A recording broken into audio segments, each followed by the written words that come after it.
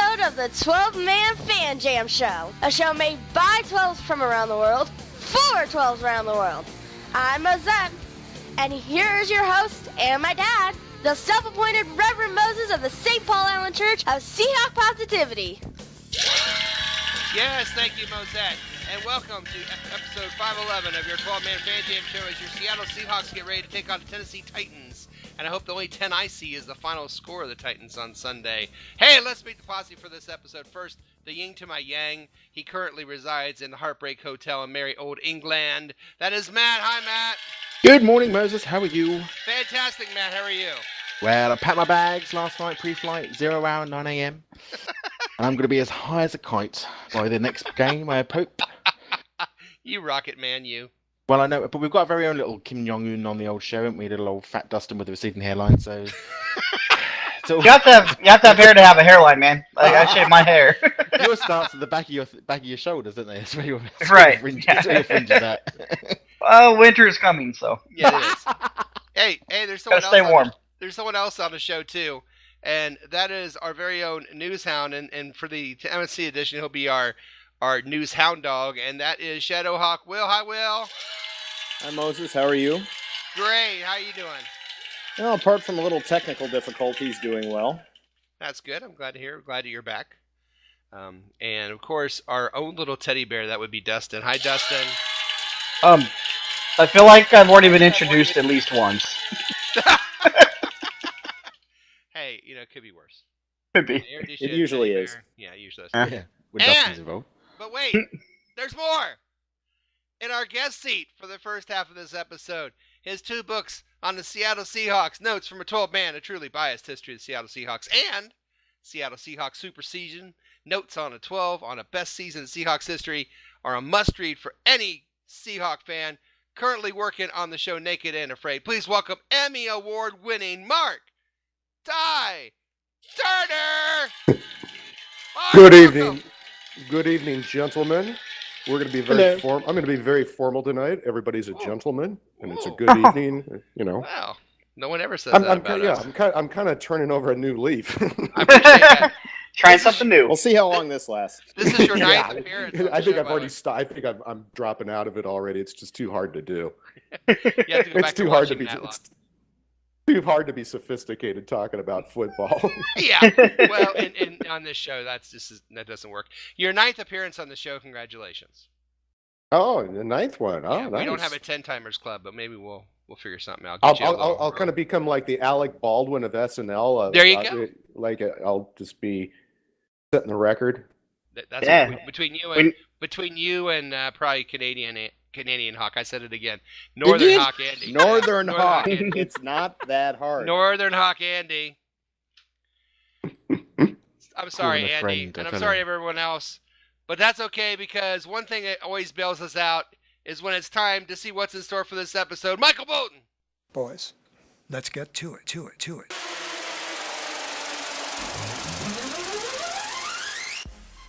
Yes, let's get to it. This show is broken into 4 quarters. At halftime, quarter 1, we have news from our Shadowhawk Will. Quarter 2, game recap of that win against the San Francisco 49ers and our scores from last week to see how we did prediction-wise. At halftime, the best Seahawk-themed play-along game on the internet, 12-Man Fan Jam Show halftime trivia. Around the world. Where last week, I believe, Will won. That is correct. No, it was me. Because he had the touch. No. We won't go in that right now. Quarter 3, we have our wonderful weather and fashion report for the game from Matt from merry old England. We have our Dr. Dustin. We also have a travel guide for those going to Nashville, so you might want to pay attention to that. We put that all together. 4th quarter, we do our predictions, our game balls, our prognostications. But before we start, I want to remind you to like, share, subscribe on the Seahawk Positivity YouTube channel. Join our Facebook group, 12-Man Fan Jam Show. We do a great game day thread on there. Also on Twitter and email. But before we start the show, I do have a quick shout out. Hey, can I do a shout out? Shout out. Yes, a shout out to my friends and family that are in Tennessee for the game this weekend from the Midwestern Seahawker Fan Club. A bunch of people down there, many from the good old state of Indiana. are down in Tennessee getting ready for the game and partying even as we speak. So if you guys are listening, hey, have a great time down there. Bring us all back a win and have a great time. I know other people, Will, from up there are also going down, are they not? Bunch of them. I mean, Bradson down at Cannonball. I think Laura's going with him this time. I'm not sure. I think Bernie Hawk's going, I think. Bernie is. Big Dave is going, Dave Eck. So Big party. So, speaking of a big party, let's get to the first quarter and news.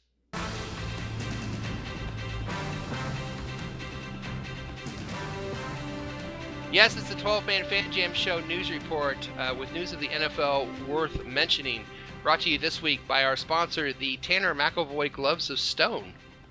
Hey, Will, what you got for us? Well, Moses, one team that's gotten off to a worse start than the Seahawks has been the Los Angeles Chargers. Sorry. I can't get that right. Angeles. And apparently nobody in Los Angeles can either because it's a 27,000 seat stadium and they were having trouble selling out this past weekend.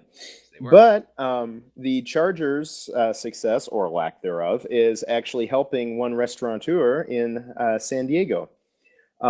According to channel ABC 10 in San Diego, the owner of the El Pollo Grill will give away a free taco the day after any time the Chargers fail to win. Owner's name is Victor Lopez, and he said, quote, "My main purpose is so the Chargers hopefully lose. They lose 16 games. That means 16 times you can come in and get a free taco. It's okay with me." So now, the tacos are normally $2.99 a piece, plus tax. But if you come in the day after a Chargers loss and give them the secret phrase, Spanos Taco, you can get one for free. That's a hell of a secret phrase if it's advertised like that. I love that. That's pretty cool. Oh, my God. Oh, I got to tell you guys something real quick about the Chargers who are now in my city. And I can tell you for a fact, nobody cares. Nobody cares in LA. In all my years of living in LA, I've met exactly one Charger fan. And this was the biggest disaster. I mean, yeah, the stadium doesn't get full. And half the fans there, like last week, half the fans were Dolphin fans. And it's going to be that way all year.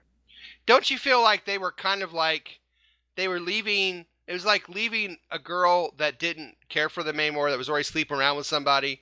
And so he said, "Fine, I'm leaving, and I'm shacking up with this girl." And this girl could care less, too. Like, he's just going from house to house. That girl's a lesbian. Yeah. Who stole all his money and ran out on him. Yeah. Well, here's my prediction. In a couple of years, the Chargers are going to be back in San Diego. Oh, they're going to be they're not going to be in LA, I don't think. No, because it's a disaster. Here's the problem, and this is just typical Chargers, one of the most screwed up franchises in the league. Yeah, up there with Cleveland and and Detroit in terms of lack of good history. But when last year in November they did a stadium vote, but for a new stadium down there, and it came close to actually passing. But the big problem, and this is the stupidity of the Spanos family and everybody else involved down there. They made the vote only citywide instead of countywide. Wow. And the thing is a lot of the Charger season ticket holders are up in the affluent North San Diego County. And those people like in Carlsbad who go to the games and stuff like that, they didn't get to vote. So, I mean, it was completely idiotic. That's so stupid. Idiotic or brilliant. That almost sounds like some Clay Bennett stuff where you ask for it a certain way because you know it won't pass. It's true. Yeah, probably. Yeah, who knows? Maybe that's the whole thing with the Spanos. But the problem is they're not going to build a fan base up here.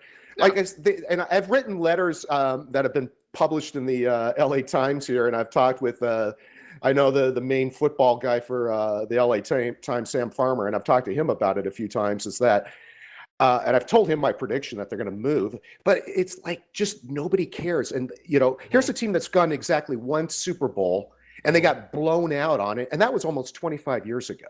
Yeah. Yeah. So, and I remember. They're kind of moderately warm on the Rams, would you say? Yeah, because the Rams, there are, I mean, at least there's some. There's still generations out there that remember the Rams, and the Rams was LA's team. Right. And so they, and I always embraced the Rams coming back because I thought this is where they deserved. It was Georgia, the showgirl, who took them, stole them out of here, and took them to St. Louis. Yeah, right. So I'm happy that the Rams are back. I mean, it's going to take a while for them to get up popularity, but the Chargers is just a disaster. And you guys should go online. There's a commercial for the Chargers where they're talking, where they have sound bites of all these different people, and it's such cliche. It's like the construction man, the nurse, all these people going, "Yeah, what are you going to do for us?" And then they get all of the village people in there. Yeah, I mean, it was so absurd. And then they say, "What are you going to do for us?" And it's like, we have to earn your respect. All these Chargers are saying all this crap. But I'm thinking, oh my God. You know what? Nobody cares. Everybody's got their own team now in LA. I mean, we've gone 20 years without a franchise here. A lot of people have teams already they like. They're not going to go to the Chargers if they're going to, they, like I said, the Rams have a nostalgia. And if the Rams improve quickly enough, LA will embrace them. But I don't see the Chargers even doing that in the next couple of years. I mean, think about it. You're in the toughest division. Yeah, they're going to be lucky if they win 6 games. Yeah, and they're going to be transitioning quarterbacks in the next 3 or 4 years too. Yeah, yep. I hope they stay really unpopular and nobody goes, because then the tickets will be really cheap. So when I go out to Los Angeles next year to watch them, they'll be like really cheap. Yeah. Well, I'm hoping they're going to be cheap. The only problem is the stadium is so small that they do charge a little bit more as opposed to the Rams. The Rams, you can go to a game right now and sit in the nosebleeds.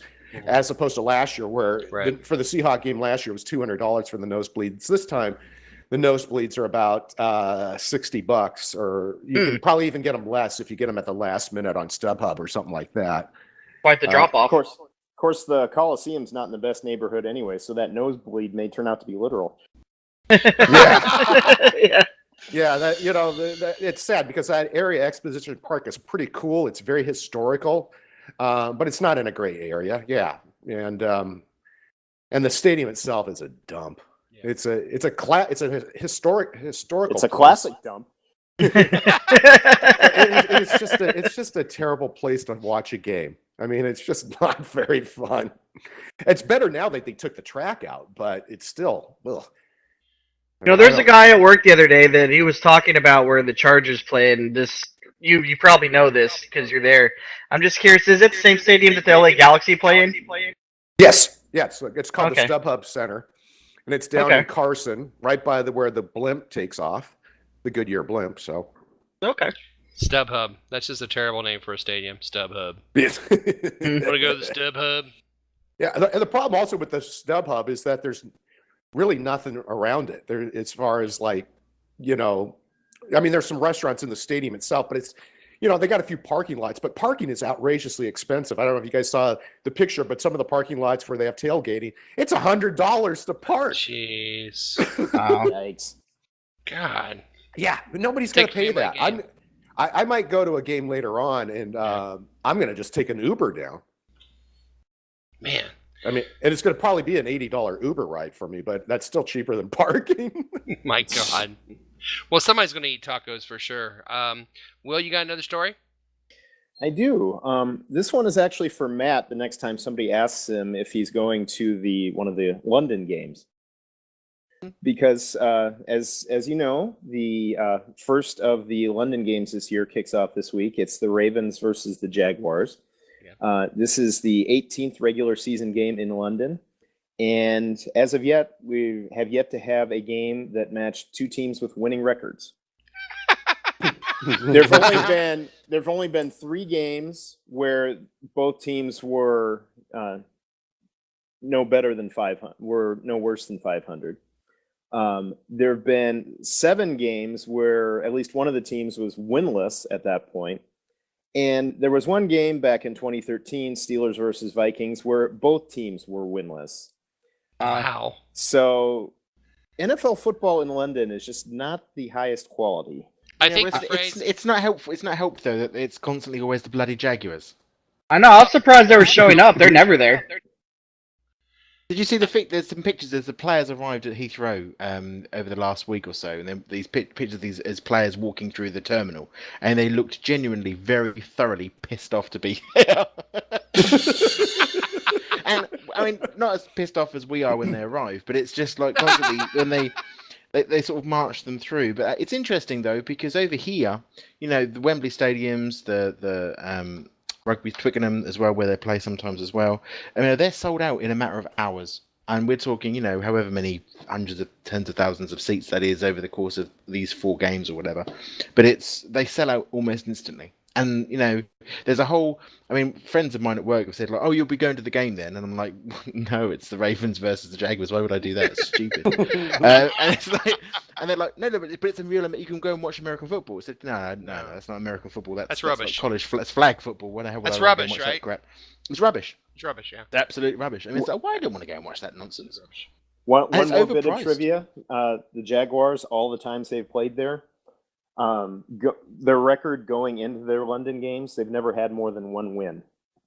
It's not too bad when they're going the 3rd week of the season and they're 1-1 like they are this year. Okay, but they've gone in 0-7, 1-8.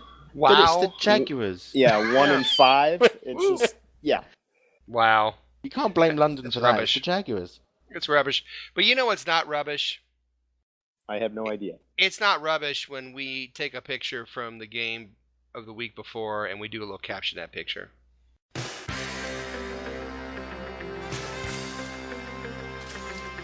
All right, caption that picture. We're going to go ahead and end the first quarter with this week. And it's a picture of, it's, you see the picture. It's Russell Wilson, and he is looking over the line, and there's a Fetty in the picture, and there's some defensive lineman from the 49ers. Will, caption that picture. Caption that picture. Okay, Russell Wilson thinking. All right, pre-snap checklist. Got the life insurance paid up. Told Sierra I loved her. Trust funds for the kids are all set up. Oh, damn, I didn't get my good suit out of the dry cleaners.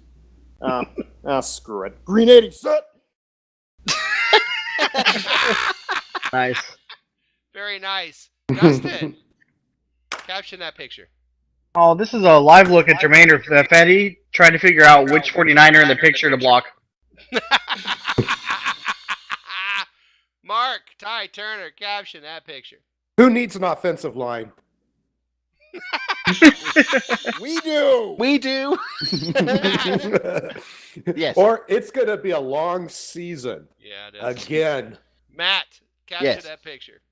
This is Wilson. Oh, so this is what it feels like being the tallest person on the field. And now it's mine. I want you to think back to the nature show, so I'm going to try to do a little bit of it, proper. In order to slow the pass rush, Russell Wilson often will throw Oreo cookies on the ground. Sadly, Ifedi saw one and caused a false start penalty as he reached down to grab it moments before a 49er lineman himself could get to it. If you look at that picture, Ifedi's got these eyes like, ooh, cookie. All right, that's the end of the first quarter. It's the end of the first quarter, bitches. Coming up in this episode of 12-Man Fan Jam Show, a whole lot of show left. We point out sites of interest in Nashville, halftime trivia, but coming up next, review last week's win against the 49ers. We'll be right back after this, y'all. And now, the 12-Man Fan Jam Show proudly presents Statsman Mark's Remarks. Hey everybody, this is Statsman Mark with his take on your beloved Seattle Seahawks versus those San Francisco 49ers, very much a rebuilding San Francisco 49ers team, new coach, GM, the whole bit, and a pretty scrappy defense. I still thought this would be a get-well game. I was hoping for an Austin Davis appearance in the fourth quarter and the starters with their team caps on, but it took everything we had, including a drive that saw some very nifty footwork and some key, well-timed read option runs by Wilson, and finally culminating in our very first touchdown of the season, 8 quarters in, to P. Rich in the front corner. Overall, the takeaway for me is how much work is ahead offensively. I also do have to give credit overall to Darrell Bevel, who I thought, for him, called a decent game. And I don't know how much was audibilized by Wilson or whatever, but I will go ahead and give some credit here to a guy I've been very hard on. So it is now Tennessee and go Hawks. Holy shit, it's the second quarter. Yes, welcome to the second quarter of episode 511 of your 12-man Fan Jam show. Coming up, of course, the Seahawks play the Titans in Tennessee. Hey, Moses. Yes. Did I ever tell you the story about the last time? Because last time the Hawks played in Nashville was back during our first Super Bowl year. That is correct. 2005. Yeah. And that week I was down with my wife at the time. We were sorry about that. I'm kind of stumbling here for a second, but we were on vacation down in Costa Rica, and we were planning on coming back that Sunday afternoon. And I had set my record VCR, because this was back during VCR days, to record the game. And I would watch it when I got home, because the game was going to be happening while I was in the flight, while I was flying out. Well, we get to the airport, the San Jose airport there in Costa Rica, and go up to the United ticket counter to check in. And there's nobody there. And I'm like, oh, this is weird. I got a flight happening in a couple hours. Why isn't anybody here to check in? I'm looking around, and I finally find some airport personnel who's able to summon a United Airlines person, and they come out, and I said, what's going on here? I got a flight here in a couple hours. And they said, oh, we've discontinued that flight. We stopped. Oh. And I'm like, what? Oh, yeah, this past week we discontinued it. I'm like, United knew when I was going down there that I had this return flight, and nobody from United bothered to tell me this. Wow. That my return flight was canceled. It was just absurd.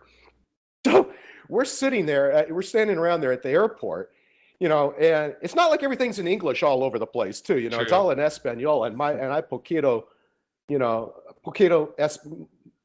little Espanol, poquito Espanol, habla poquito Espanol, but not a lot. But so I'm like looking around. I finally figured out there is one more flight to LA that night or that day, but it's later on the night, and it's with this airline called TACA Airlines, which is a Central American airline. But I had to just put down my American Express and buy 2 business class tickets for like $1,200 right there. And I'm assuming that I'm going to get the money back from United because it was their screw up. So we get on the flight, and everything's in Spanish most of the flight. I'm just going, I hope it doesn't crash, because I'm not going to know what to do here. So it was kind of unnerving a little bit there. But instead of getting home at, flight arriving at like 8 o'clock at night, it doesn't arrive until 12 o'clock. And I don't get home till like we don't get home till 1:30. And I'm 2 hours ahead. So it's 3:30 in the morning. But I said, I'm watching this game, damn it. I got to watch this game. I'm going to hear about it the next day somehow. So I'm watching the game, and it's starting out great because we went up like 17-0, I think, really early on. And then the Titans came back and took the lead, actually, and then we came back and won it late. But I was fading in that second half at times. There's a couple times I had to catch myself falling asleep. But that was quite it's an interesting way to watch a game, starting at like when your body clock's at 3:30 in the morning. Well, yeah. I know for Matt, it's like that's the way he watches a lot of Seahawk games. That's pretty much my entire life. Yeah. But, only without United and without having to pay $200. This story brought to you by United Airlines. We love to fly, but not to Costa Rica. United Airlines are bad. Yeah, and United don't complain or we'll kick your ass. Well, United did eventually pay me back, but they didn't give me any extra stuff. Like you would figure, like they'd give me like some drink coupons or some stupid thing. Something. But now it's probably a good thing because what they're doing to their. But I wouldn't want to go on anyway. So anyway, dragging people off their airlines there. Yeah. Speaking of falling asleep during games, this 12-9 game against the 49ers and our picks, which are coming up soon, were a lot higher than that. Mark, what's your view on this game overall, real quick? Oh, Mark has left the building. I'm back on. Oh, you're back. Hey, Mark. I had to cough, so I just wanted to turn off. That actually said it all about his opinion of the game. Yeah, that's it right there. Yeah, that was that's what that was. Okay. Here's my positive take on it. For the third time in 5 years, something happened that we had never happened on our first, like up until 2013, had never happened, and that was us winning a game with a final score of 12, scoring only 12 points. It's happened now 3 times. Yeah. And always early in the year too. 12-7, it's 12-10, either 12, twice. yeah. It's been in our opening game Yeah. in 2013, and then last year in 2016, Right. and then this year was in game 2. Yeah. It's just this odd quirk. I mean, Very odd. They're So- taking Very this odd. 12 thing way too seriously. Yeah. Hey, Yeah, no doubt. so Will, what do you take from this game? Well, it was very frustrating to watch, and okay, the issues in pass protection don't bother me as much because I expected that, but just the inability to run block. I mean, Yes. it seems like every time we're handed. I love that Chris Carson is one of the league leaders in broken tackles, but the fact that he's having to break them 5 yards behind the line of scrimmage just Yeah. to get anywhere is, Agreed. you know, we kept guys like J.R. Sweezy for years despite their deficiencies in pass blocking because they were such great run blockers, but we can't even run block. And if we could just get a running game going, that would take, in and of itself, would take some pressure off Yes. of this team on passing down. So it's Yep. the inability to run consistently it would have me pulling my hair out if I had any left. There's no push on the line. That's the truth. Dustin?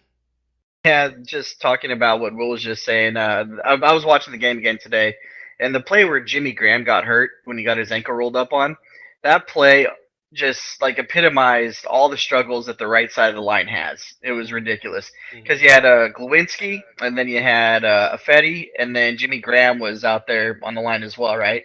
So they snapped the ball. Jimmy Graham picks up a guy, blocks him like he's supposed to. Affetti goes up, tries to help Jimmy Graham, puts one hand on him. On the guy that he's defending or blocking, and then decided to not help anymore. He turns around to try and block a linebacker, but he's too late. The linebacker goes flying back and blows up Chris Carson's. And then you look at Glowinski, yeah, and he got stood up straight at the line of scrimmage and pushed into the backfield. It's like there was nothing there that worked well. Nothing at all. They've got to figure it out. They do. They do. Matt, offensively a disaster, wasn't it? Can we catch the ball? I don't know. I just have to put out there sort of 101 basics, really, that, all I was expecting to hear from the stand, from Pete and others, was that they were going to go back home. They were going to go back to the training field, and they were going to learn how to catch the damn ball. I think Casey Williams would have caught it. I'm saying, put it out there. Oh my God! You Right. I think it'd have caught something. As you say, most frustrating. I don't drink. I'm not allowed to drink at the moment because of medical reasons. But I could have drunk an entire bottle of methylated spirits, and would have enjoyed that game more. Very, very frustrating. Well, I did something that I don't usually do, and I don't highly recommend this, especially for the 49er game. But I just had to go back and I had to look at the car wreck. So I went back and I watched the offensive line every play, and I don't know any more than anybody else. Okay, I'm just some schlep that records his voice every week. I don't know anything more than anybody else. But here's what I found. First off, it was even worse than I thought. I mean, it even my son was like, "Dad, that's Pee-wee football." I said, I know. So, but another thing is, like you talked about the run, it's either they're getting beat on the line or they're standing them up where they are, which in pass protection is fine. But if it's a run play, you can't stand your guy right where he is, because that's how you get 1 yard runs. You have to, on a run play, you want to push the guy the other way. Got a drive block. None of that. There wasn't a dry block that whole game. Now, there were some not terrible spots. There were guys that got beat occasionally, but not badly. But there were guys that got beat so bad, and I'm looking at the left tackle, that he literally fell on his butt more times than I did. Is that Wachowski? What? Wachowski, is that his name? Glowinski? No, not Glowinski. Glowinski. I'm talking about Reese Odiambo is what I'm talking about. Oh. Yeah. And honestly, Joko is not great, but workable. Britt is fine. Ifedi looked awful at times, but I guess maybe okay. But the other two just made me scream. So I don't know any more than anybody else out there, but that was just my personal view. So, and like Matt was saying too, the drop balls were just killer. Yes. Watching, we dropped 2 touchdowns, 2 for sure touchdowns, and then a couple other ones. And that was kind of a drive killer, momentum killer. That first drive, we get all the way down there, go for it on 4th and 1, get the first down, and we can't get into the freaking end zone. Yeah. That kind of set the tone. Yeah, I actually tweeted this is how pathetic things were. I tweeted this out at one point in the second half. Jermaine Kearse has scored more touchdowns than the Seahawks. Ouch. It's true. For the Ouch, season. but true. Yeah, for the season, which was Ouch. just like, oh, yeah, because I True. saw like they should have highlighted Kearse scoring for the Jets. I'm like, Kearse gets a touchdown with the Jets rub it in, guys. before we even get a touchdown all season. How is that possible? My favorite tweet was from Sarah Colonna, who is married to our punter, Matt Ryan, who tweeted John out... Ryan. John Ryan. Yeah, sorry, she's not married, Pat Ryan. very funny woman. She married John. She They're friends with Canadian Hawk, right? Yeah. She tweeted, "I love my husband. I'm sick of seeing him," which I think was awesome. Hashtag punter's wife. Hashtag Sophie's choice. Hashtag go Hawks. I thought that was just fantastic by her. Wow. That was like maybe the tweet of the game. Oh, that's funny. But now let's go positives now. Let's go positives if there are any We out won. there. Oh, there's one for sure. Yeah, we won. The defense continues to show that they're just going to be a force to be reckoned with if we can get them some rest. And Chris Carson showed up Yes. again. Mark, positive? Positive is that the Hawks have really only given up one touchdown drive all year. Yeah. So Agreed. that's one thing to look Well at done. there. Matt? I think, as I said on my Facebook post, I think our defense is solid, which is good. But we knew but we've invested so much of our capital, if you like, into our defense, really, that you'd sort of hope that was going to be the case anyway. Yeah. So I'm pleased to see that is a real thing. Yeah. Will, positive? Russell Wilson being healthy and how he took over the game on that last touchdown drive, both running the ball and after what was a fairly difficult day throwing, managing to pull that incredible touchdown pass out of thin air when we needed it most. It's that old adage that as long as we have number 3 back there, we're going to be in a game. And Did he have a broken finger when he caught that, Richardson? Well, it was dislocated from what I understand to the point where it came out of the skin. Yeah. And they had to, and they had to go back in the locker room and fix him up. I saw it. It was the one that was bounced to him. It was his first pass that was bounced to him. And he came back and he was looking at his hand. And I turned to Little Mo and I said, he just dislocated his finger because I could see it going the wrong way, just slightly. And I'm like, he dislocated his finger. And then sure enough, I found out after the game that it was a lot worse than even I thought. But I can remember that. It was that first ball that was bounced right in front of him on like third down, I think. But anyway, it's on the top of the screen there, skip to him. Yeah. And how about that for a positive, too? I mean, we talked about Richardson's injury history, but, in the preseason in the Charger game, he hurts his shoulder. We think he's going to be out for weeks. He doesn't miss a practice. Yep. And in this game, he dislocates his finger. He's got it sticking out of the skin, and he comes back and gets the game-winning touchdown. So that's just a positive. Just awesome. Yeah, and it wasn't an easy catch by any stretch. No. I mean, that's what he makes circus catches. I mean, that's kind of him. He does. So, we win and we move on. Hey, the 4-minute offense at the end of the game with Chris Carson's too, that can't be overlooked. Closing the game on the offense, great, Dustin. That's exactly right. Because the offense came out and they closed the game out, which you go, oh God, are they going to be able to hang on? Who's going? The defense get ready to win this game. But the offense came out with 4.5 minutes and was able to close that game out. You're right. That's a great point. Well done. I think it just feels to me the image that I got in my head. Do you remember the cartoons you get where you get a cartoon like biplane and they try and start the engine and they keep trying to turn the propeller around and it just doesn't sort of start? Yeah. That feels like us at the moment. Sputters. Yeah. Yeah, it feels like us at the moment. But it will start. Anytime, anytime it wants to start, please let it start. So that my predictions are a little bit closer to what they were actually. What's goofy though also is just how this kind of mirrors the first 2 games of last year. It was a little converse. I mean, we beat the Dolphins after the Dolphins take the lead. We win in the final minutes. Russ drives them down the field to win that game, and we scored 12. Yep. And then the next week we go and score only 3 field goals. Yeah. And against the Rams, and this was the same thing with the Packers. It's just Which means does that mean we're going to score 37 points this week against the Titans? Oh, no. Absolutely, yeah. I say yes. But I had to say that's the one fun thing about there's another positive. The fun thing about our side is that you really genuinely don't know what you're going to get. So you can sit in front of the television and you're like, okay, it's either going to be I'm going to need a drink and I'm not allowed one, but I'm going to need one, or wow, I'm going to need a drink because that was really impressive. Sometimes on the same drive. It's amazing. That's how I do it. Never dull. I'll Never do it dull, either Seahawks celebration football. shot or a sympathy shot. There you It's go. a sympathy for myself and my own Either way, you frazzled can't nerves. see at the end of it. Yeah. Yeah. Hey, Well, you miss 100% of the shots you don't take. Let's all take a shot and go to the 2-minute warning. Holy shit, it's a 2-minute warning. All right, 2-minute warning. Let's look at our predictions, prognostications, and game balls from last week. Okay, scores. Dustin and Matt both said the 49ers would have 9 points, so you get 3 points for that. Bam! Closest score was Will, 23-3. Prognostications, Mike Pascal, 100 rushing yards for the team Seattle. They got that. Game ball, I gave it to Carson, Dustin. You said you're going to hang on to it until he got it. He got it. Well Nice. deserved. The over-under was under, which was everyone but Statsman Mark. Individual scores for the week, Dustin with 5, Mike with 4, Matt with 4, Will with 2, Jose, Tom, Mark Tye Turner, Little Mo, and me with 1. Scores overall after week 2, Mike is our leader at 9, Dustin at 8, Matt at 6, Mark Tye Turner at 3, Will at 3, me at 2, Mark, Jose, Tom, and Little Mo all at 1. Hey guys, after 2 weeks, Team 12-15, Team Posse 20!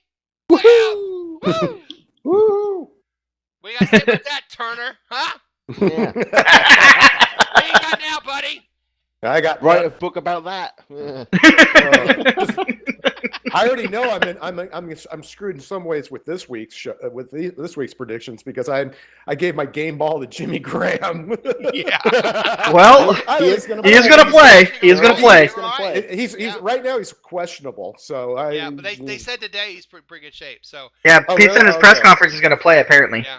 yeah, All they, Does that mean he's going to on block twice and drop a ball? Is that basically what ESPN. I saw it on the crawl earlier on ESPN. They had him as a questionable as I'm watching the game from the Blue Field Stadium of Boise, Oh yes, Boise State. which is always goofy. It is. Yeah. You know what else is goofy? Halftime is goofy. Holy shit, it's halftime. Coming up, so much more show. Can the Seahawks win on the road? Will the Titans make us remember them? Is Elvis truly everywhere? All these answers and more just around the corner. But first, another edition of 12-Man Fan Jam Show Halftime Trivia coming up. Next. It's coming up next, everyone. Hi, I'm Rosette, and you're listening to the 12-Man Fan Jam Show. Yes, it's halftime, and welcome to another fun-filled edition of the best play-along Seahawk-themed trivia game show on the internet. It's time for 12-Man Fan Jam Show Halftime Trivia. And here's your host, the self-appointed Reverend Moses of the St. Paul Island Church of Seahawk Positivity. Yes, thank you, me, and welcome to another wonderful edition of 12-Man Fan Jam Show Halftime Trivia. Of the world! The trivia game that tests the knowledge of both our posse and our listeners. Our contestants are the posse themselves, Will, Matt, and Dustin, and here are the rules. So here's how the trivia game works. There'll be 2 rounds of questions. Each contestant answers 1 question each round.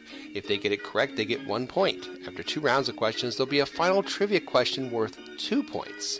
If there's a tie after that, then the tie players go on to a special secret overtime question where the winner becomes reigning 12-man Fan Jam Show Trivia Champion and also gets a prize chosen especially for them. As an added bonus to those listening on the Seahawk Positivity YouTube channel, the questions and possible answers will be displayed on your screen so you, the viewer and listener, can play along as well. If you do, please let us know how you did on the questions. Remember, there's no Googling, no phone a friend, and please, no wagering. However, there is a lifeline. Before taping this show, my 2 charming Seahawk fan children, Mosette and Little Mo, did take the quiz as well.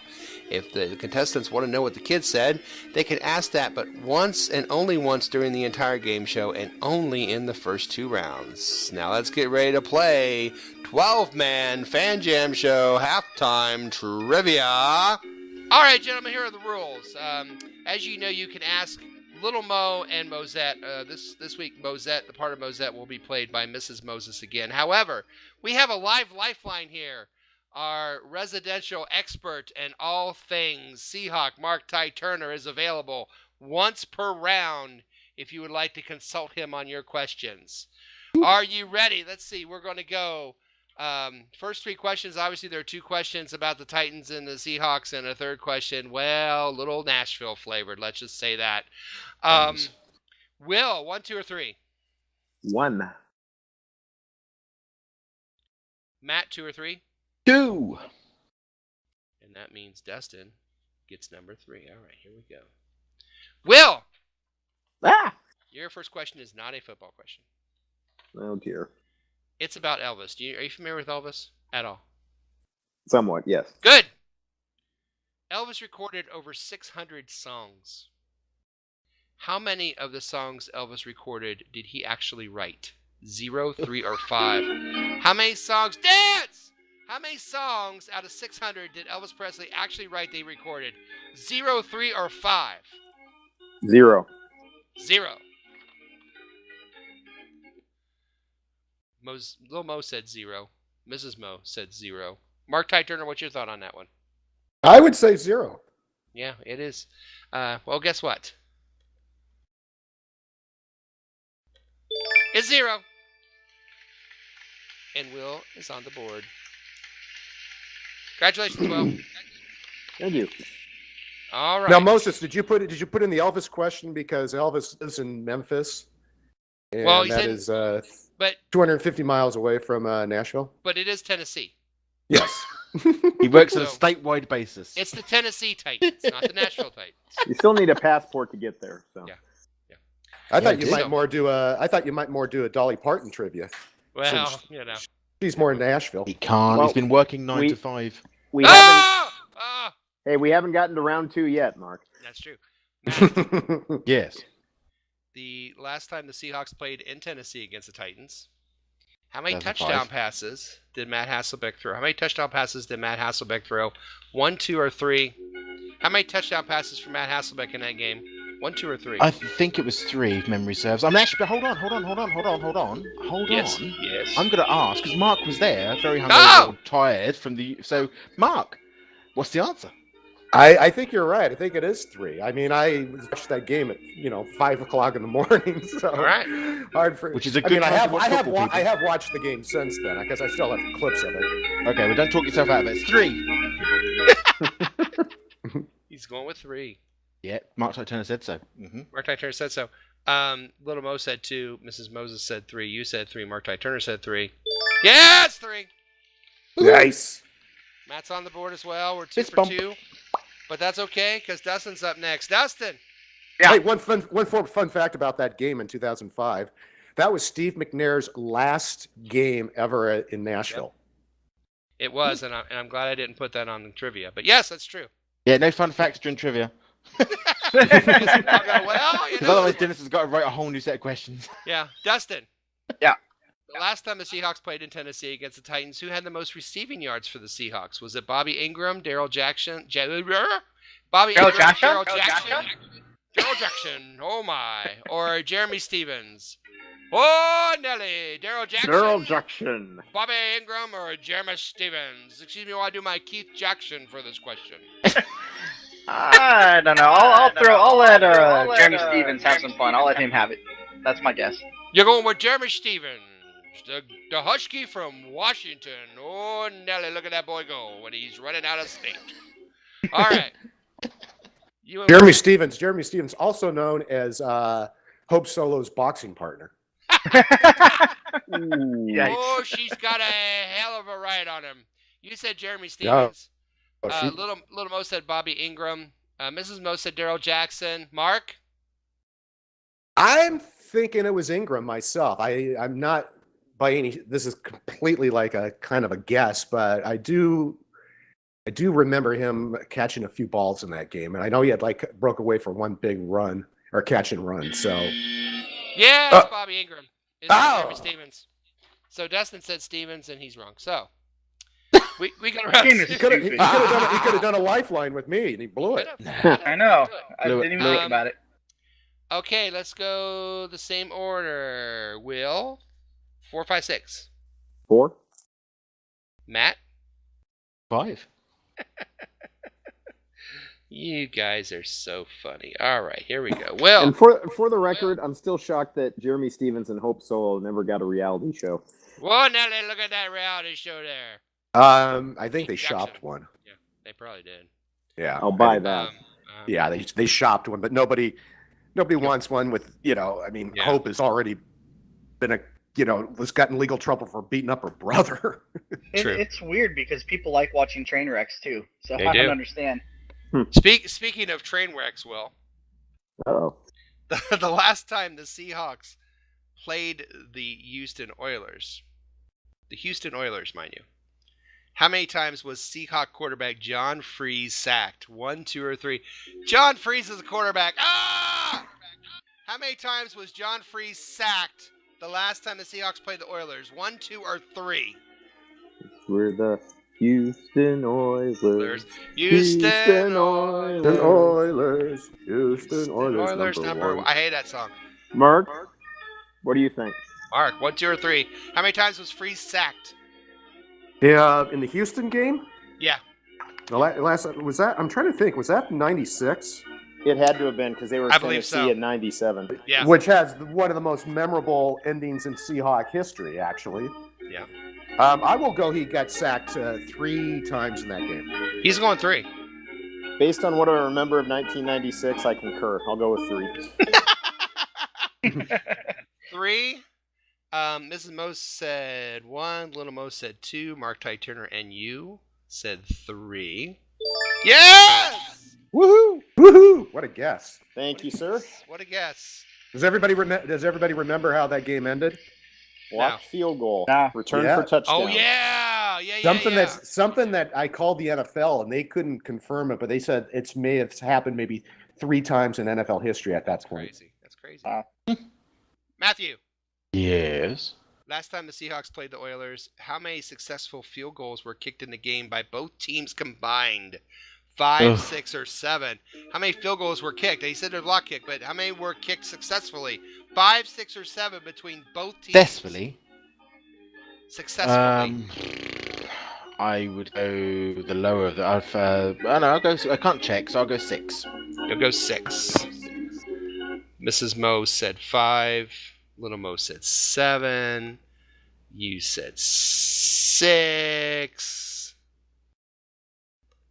Yeah! Ah, brilliant. Wow! All right, Dustin. Yeah.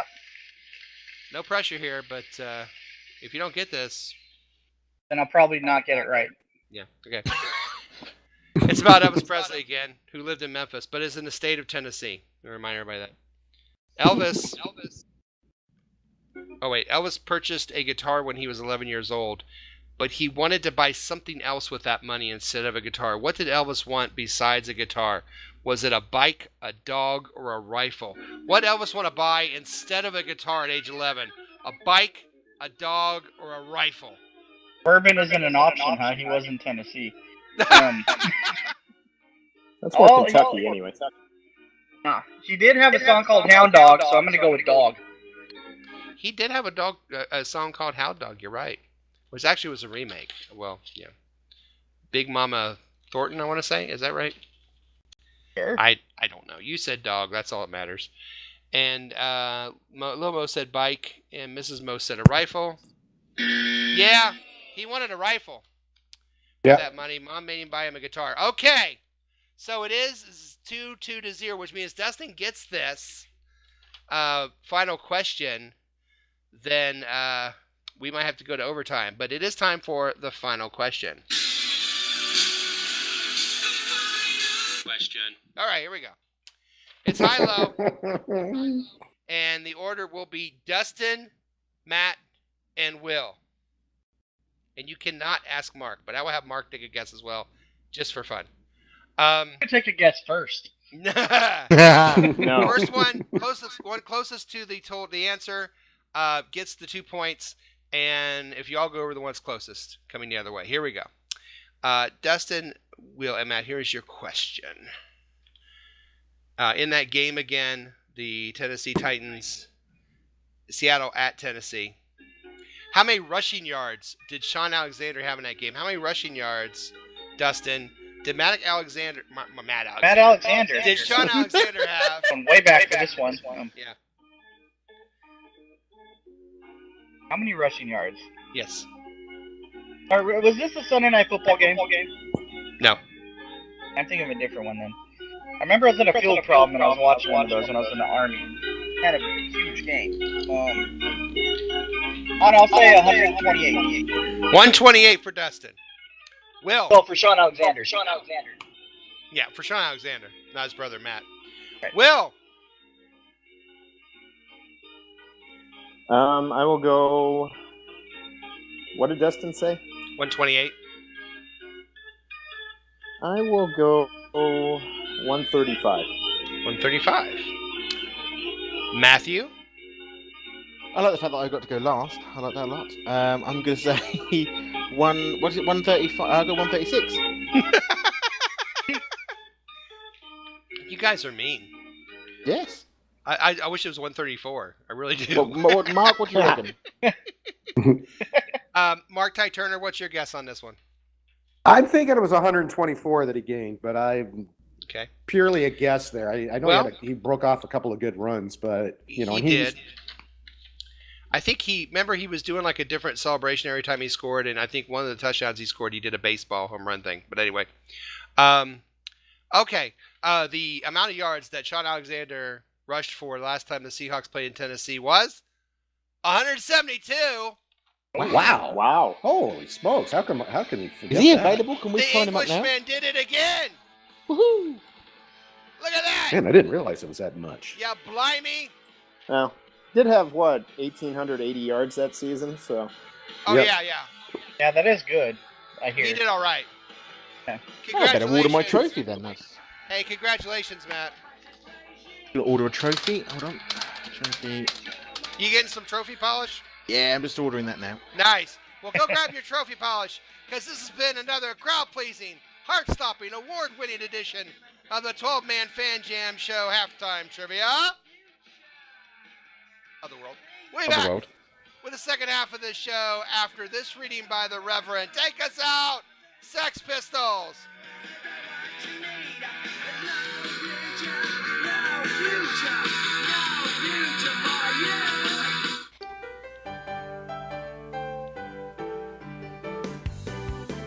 And now it's time for a reading of Seahawk Positivity with the Reverend Moses. Yes, it is I, the self-appointed Reverend Moses of the St. Paul Allen Church of Seahawk Positivity, a reading from the book of the 2017 NFL season, chapter 3, verses 3 to 12. So now we shall return to our travels, and yea, though there may be many miles to travel, we are not afraid, for Seahawk Positivity shall be with us. So we did then arrive in the land of music and hound dogs. There we were met by titans, who wish that we shall remember them. But they will remember us, for we shall rise up in Music City and rock and roll those titans right out of their own house. Yes, this is the word, my brethren. Go forth, my brethren, and spread the good word of Seahawk Positivity. Praise Largent, praise Cortez, praise Walter Jones, praise Easley, go Hawks, and give Pete a chance.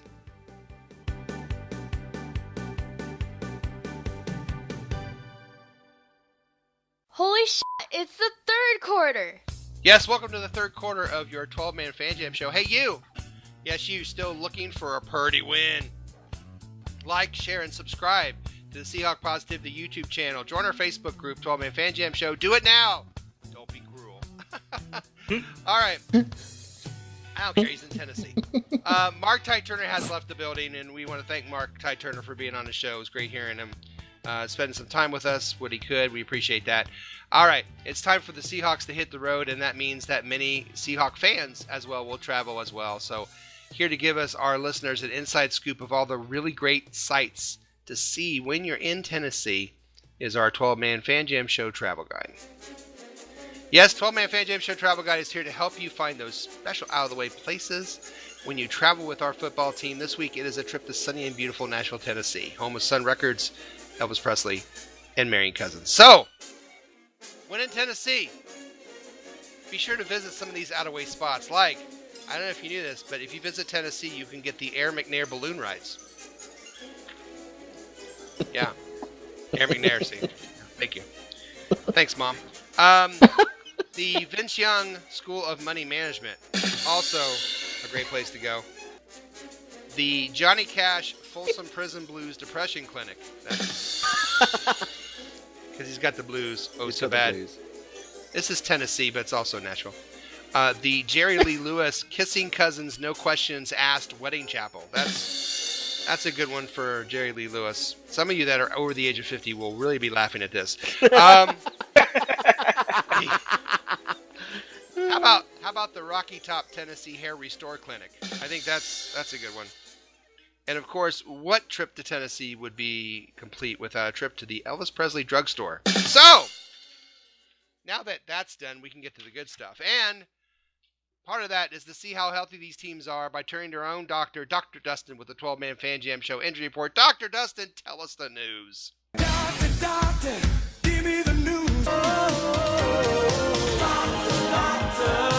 All right. Well, first off, Jimmy Graham sounds like he's going to play. I know that was a question. He had an ankle thing going on. DJ Alexander is questionable. He had a hamstring. That's it for the Hawks. DeMarco Murray is questionable with a hamstring. Corey Davis, who's their number 5 overall draft pick, looks like he has a hamstring and won't play. And that's the football stuff. But I just want to take this moment here to address something kind of PSA style. I was having a conversation with one of my kids earlier today about an old TV show set in olden times. And apparently there's something that kids think or believe in that I want to shoot down real quick. There was 2 people and they had a scene, and I told them I'm pretty sure this person is pregnant. And he said they didn't use condoms back then. Why were they having unprotected sex? And I said, well, I don't know that they made condoms back then. He said, well, they wear socks, don't they? Can't they use socks? So, I would like to point out, guys, that socks do not make an effective birth control. Okay. This is Dr. Dustin sending that back to Dennis. Oh, God. He gives us the injury report and a PSA at the same time. Yeah, I'm going to get that out there in case people don't know. Well, and I would, if I were you, I would stay away from your son's laundry. I'm just saying. Yeah, no doubt. That is hysterical on so many levels. You have no idea. But good for him. But good for him for questioning the safe sex issue. Yeah. At least not the safe sex tissue. Okay. Well, good advice for everyone there. And speaking of good advice, it is always good advice when we turn to see what the weather's going to be for the game by turning to a guy living in Europe. It's time for the 12-Man Fan Jam Show weather report and fashion report with Matt from Merry Old England. Oh, Matt! It's raining man.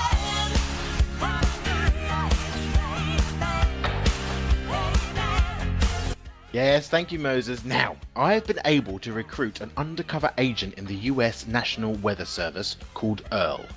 Now, he's only an apprentice and he's in charge of coffee making and filling up the photocopier. But Moses, I persuaded Earl to turn one of those satellite thingies that was, I think it was monitoring North Korea or something, onto the city of Nashville to get us the very latest, the very most secret weather report for this game. Now, we're in Nashville, which is the Athens of the South, the home of country music and sad songs about your wife leaving you for your brother and the dog shitting on your carpet. And this is completely just between us Fan Jam listeners, all right? Because I don't want Earl getting into trouble or anything. But apparently, this is totally top secret. Apparently, it's going to be partially cloudy. Partially cloudy. The horror. Yep. The horror. Now you heard it here first, folks. So I'm just saying partially cloudy.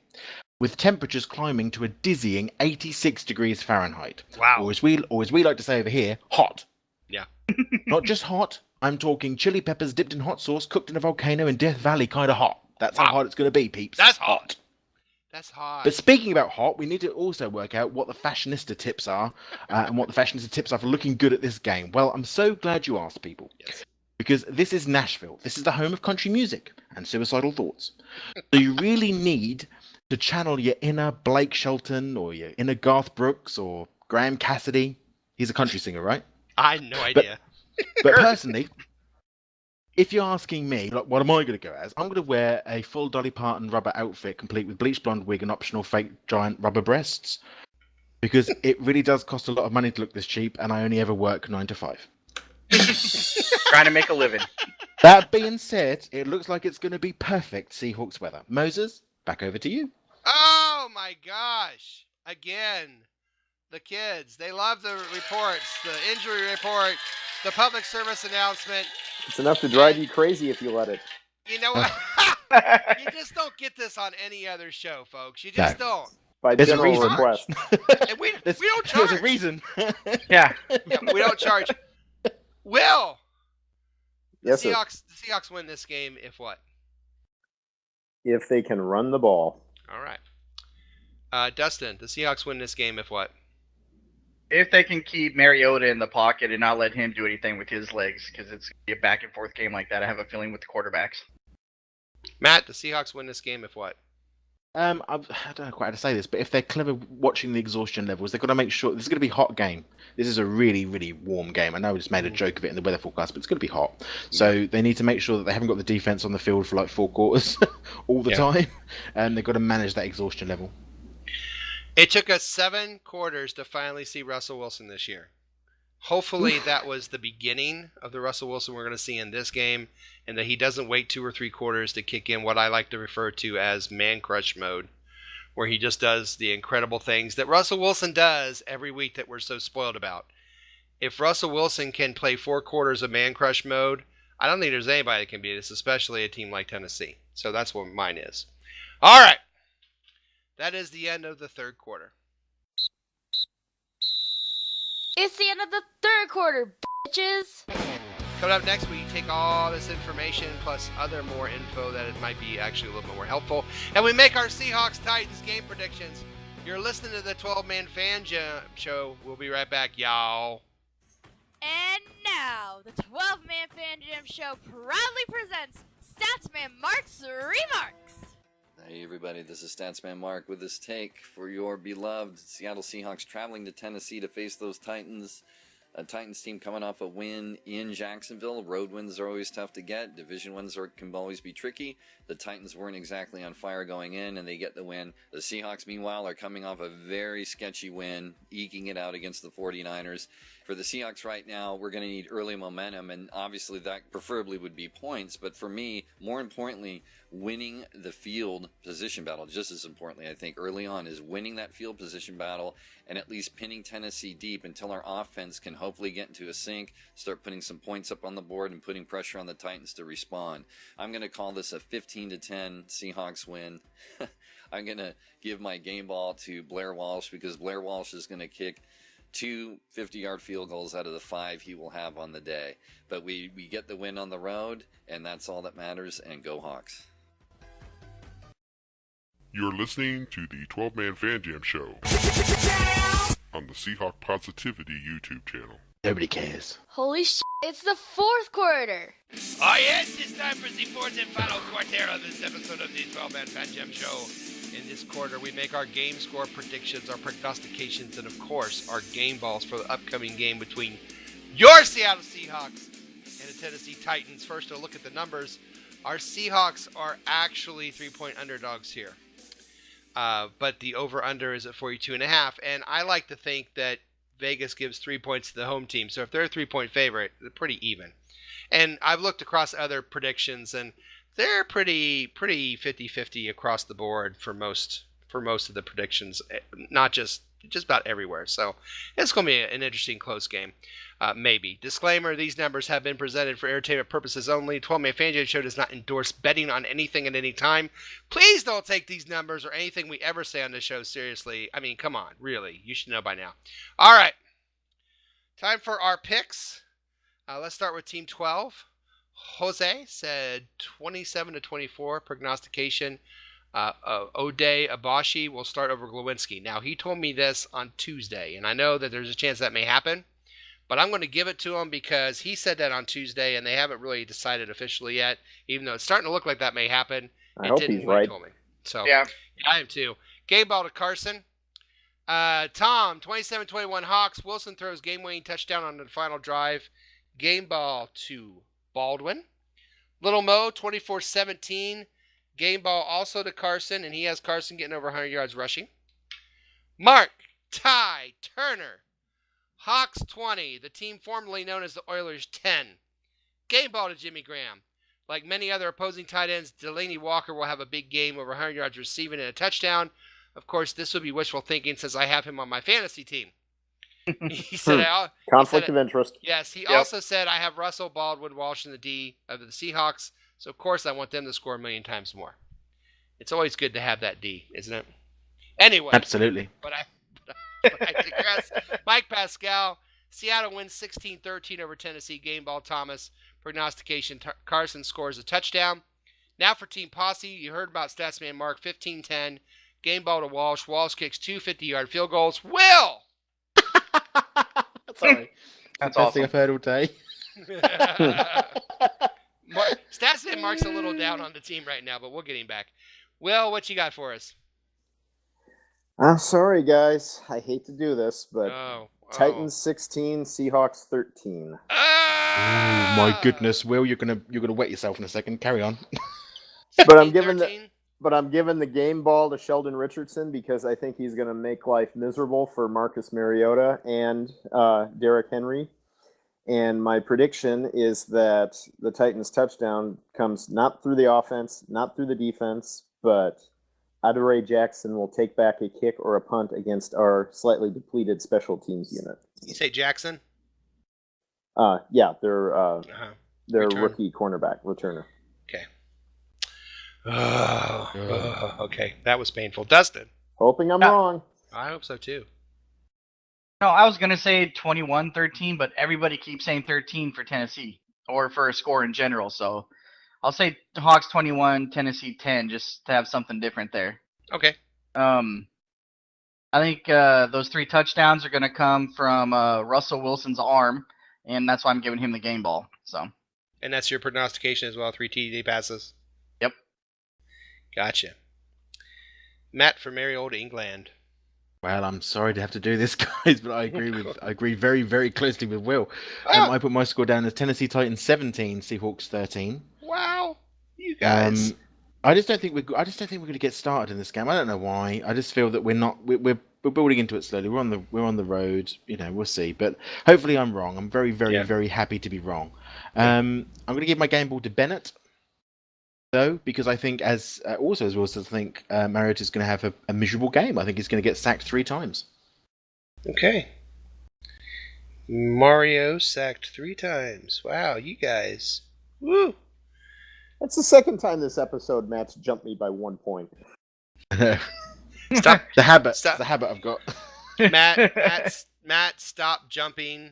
I promise. I'm sorry. I'll stop. Thank you. Because, it's a family show. I know. Here we go. Manson family, maybe. Yeah, my turn. Yeah. All right. Yeah. Well, last week wasn't exactly an easy win we were looking for.